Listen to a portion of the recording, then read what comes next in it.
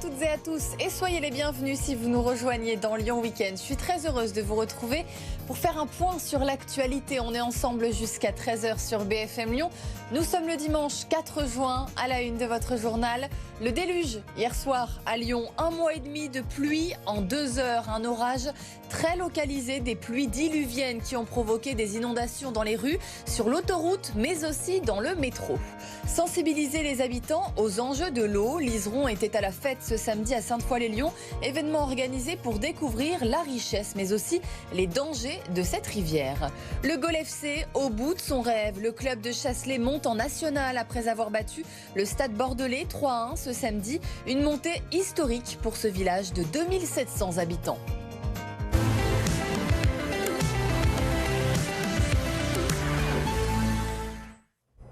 Mais d'abord, samedi après-midi noir dans les eaux du Rhône. 2 adolescents sont morts noyés dans le fleuve à 2 endroits différents en moins de 2 heures. La première victime, un mineur porté disparu vers 15h40 selon les informations du Progrès sur la commune d'Irigny. Énorme dispositif de secours déployé pour retrouver l'adolescent qui a finalement été repéré par un pompier mais n'a pas pu être réanimé.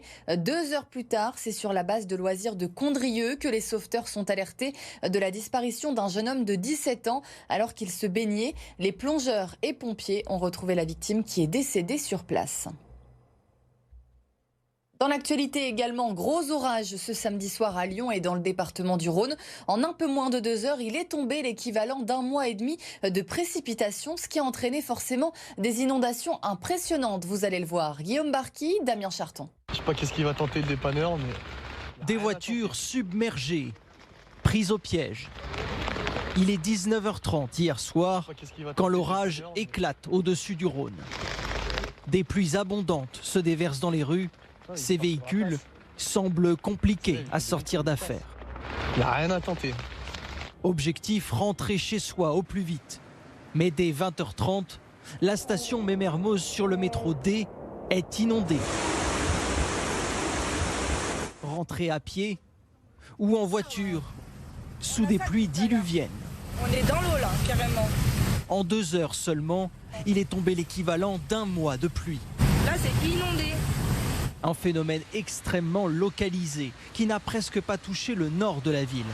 En revanche, dans le sud, une partie de l'autoroute A450 a été coupée. Peu après minuit, les pompiers du Rhône enregistraient 550 appels. Soirée agitée à Lyon, donc. L'alerte jaune aux orages avait été déclenchée par Météo France. Un phénomène totalement exceptionnel, très violent et localisé. Les explications avec Guillaume Séché. Figurez-vous que sur le nord de Lyon, il n'est quasiment pas tombé une seule goutte d'eau. Il est seulement tombé 0,2 mm à la Tête d'Or, alors qu'à quelques kilomètres de là, au sud de Lyon, donc, il est tombé l'équivalent d'1 mois de précipitation en seulement 2 heures. 55 mm par exemple à Saint-Génie-Laval. Donc cet orage s'est formé quasiment sur place. Il a été stationnaire et comme il a déversé d'énormes quantités d'eau, eh bien, le réseau d'assainissement en fait, n'est pas calibré pour absorber de telles intensités de pluie, ce qui fait qu'il a débordé en certains endroits et c'est la raison pour laquelle eh bien, il y a eu de grosses inondations. L'appel de la rivière. L'Iseron était à la fête ce samedi, un événement organisé à Sainte-Foy-les-Lyons pour sensibiliser aux enjeux du cours d'eau, mais aussi pour célébrer la fin des travaux sur les berges. Amélie Duchamp. On a pu réduire la voirie pour redonner de la capacité au cours d'eau. Élargissement du lit, création de digues. Après 10 ans de chantier, les berges de l'Iseron sont restructurées. L'appel de la rivière a permis aux habitants de découvrir les aménagements réalisés contre les inondations, mais pas que. Toute la partie environnement, qui sont pour les déchets, moi je trouve aussi, parce que je suis assez impliqué là-dedans, sur les plastiques, etc. C'est important de leur montrer que les rivières, c'est pas que de l'eau qui coule, quoi. Qu'il y a d'autres espèces, qu'il y a des espèces qui vivent dedans et que c'est important qu'ils apprennent qui est quoi et quand et où, quoi. C'est très bien, c'est ludique, ça intéresse les enfants et les grands.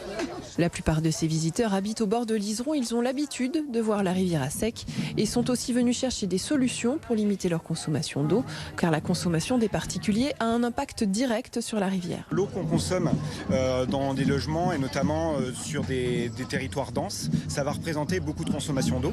Et ça, c'est souvent de l'eau qui est soit prise dans les nappes phréatiques, soit qui est prélevée dans les rivières. Bien remplir ces machines à à laver, pailler son jardin, utiliser des récupérateurs d'eau.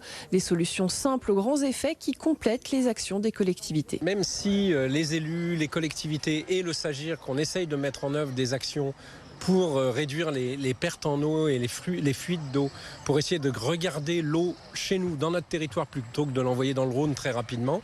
Il y a aussi des actions qui peuvent être mises en place par tous les citoyens. Laver sa voiture toutes les semaines, c'est gaspiller de l'eau, c'est clair. Donc on peut avoir des gestes personnels. Après cette première édition, l'appel de la rivière pourrait avoir lieu tous les 2 ans et s'implanter dans chacune des 19 communes traversées par l'Iseron. Ils l'ont fait, c'est historique. Le Gaulle FC monte en national. Le club de Chasselet, 2700 habitants, s'est imposé 3-1 face au Stade Bordelais ce samedi.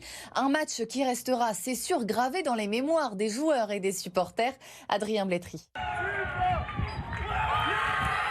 C'est officiel, le Gaulle FC jouera dans la 3e division française de football la saison prochaine. Les fumigènes sont de sortie et les chants résonnent dans ce stade de seulement 5000 places. Les supporters jubilent, le club de Chasselet n'a jamais joué à un tel niveau. Je suis fier de ce club, je suis fier de ses couleurs et j'espère qu'ils vont aller loin, mais vraiment très loin à Hénin. Et bientôt la Ligue 2. Même si c'est un grand club, c'est un club de village et on voit ce soir qu'il y a une belle ambiance et c'est vraiment touchant. On est grave content de monter à Hénin, j'ai la joie quoi. C'est historique. La saison a été longue, à l'image de ce dernier match. Le Gaulle FC s'est fait peur pendant quelques minutes après avoir encaissé un but dès le début de la seconde mi-temps. Mais la marche était trop haute pour les adversaires du jour. Victoire 3-1 des joueurs de Fabien Pujol. Il y a 5 matchs, on se disait pas qu'on allait monter, enfin en tout cas, pas qu'on se disait pas, mais on en était loin. Et on a fait 4 sur 4 sur la fin.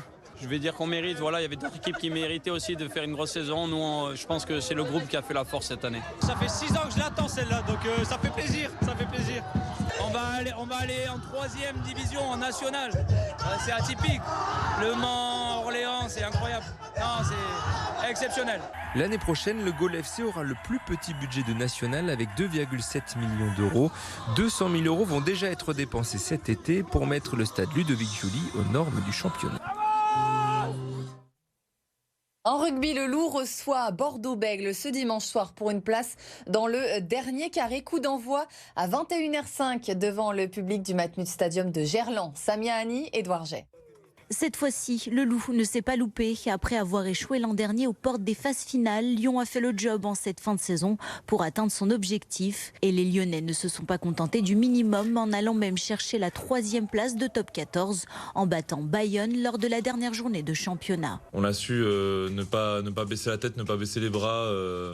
Même si des fois on est revenu sans points de certains matchs. Et c'est l'apprentissage qui nous font dire que voilà, faut être constant pendant 80 minutes pour ces grands matchs comme la semaine dernière et comme ce week-end pour pouvoir espérer repartir avec la victoire après. Un succès qui permet donc aux hommes de Garbajosa de recevoir ce quart de finale ô combien important, surtout quand on sait que le Loup a inscrit plus de 30 points à ses adversaires dans 6 de ses 7 derniers matchs à domicile.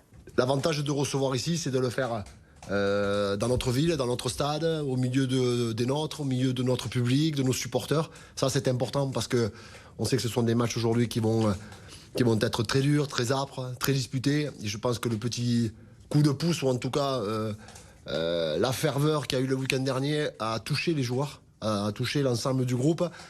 Et c'est vrai que ça amène, je pense, peut-être un supplément d'âme important. Après avoir fait les montagnes russes dans le classement tout au long de la saison, les Lyonnais ont ce soir une chance de se qualifier pour les demi-finales de top 14 et affronter le Stade Rochelet le week-end prochain. À moins de 100 jours de la Coupe du Monde de rugby en France, tout s'accélère.